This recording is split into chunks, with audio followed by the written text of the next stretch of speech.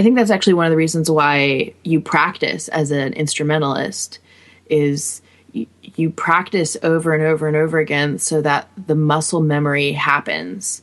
So that when in the middle of a performance, somebody uses flash on their camera accidentally, you're not totally thrown by it, and you can complete your song. You know, yes, it's annoying to use flash in the middle of a performance, but if you've practiced enough, if you've built up those habits, then those habits can sustain you when things hit the fan.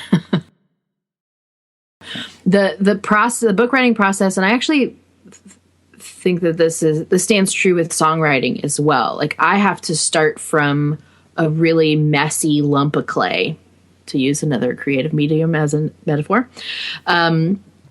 And I have to mold that unformed thing into what I might create into a song or a book, or a podcast or a blog post or whatever. And the easiest way for me to do that with songwriting is to create a lyric palette for myself. So I really just have this loose sense of what the class is going to be like. And then I have a looping pedal set up and my amp for my cello and everything.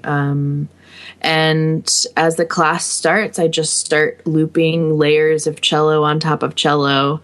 And based on the movements that I see in the class is how I add to those layers. So, you know, I'll play like 3 notes when they're in warrior pose, but when they're in reverse warrior pose, I can push a button and it will reverse those 3 notes I just played.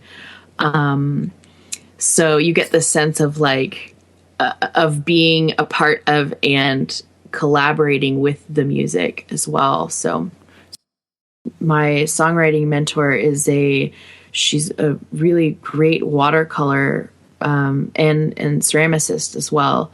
And I would definitely describe her songs and her pieces of ceramics, her tiles, she does tile work, and her watercolor as almost the same. It's very, very different, of course, but the characteristics that separate her songs from other people's songs are the same kind of characteristics that separate her watercolor and her tile work from other people's.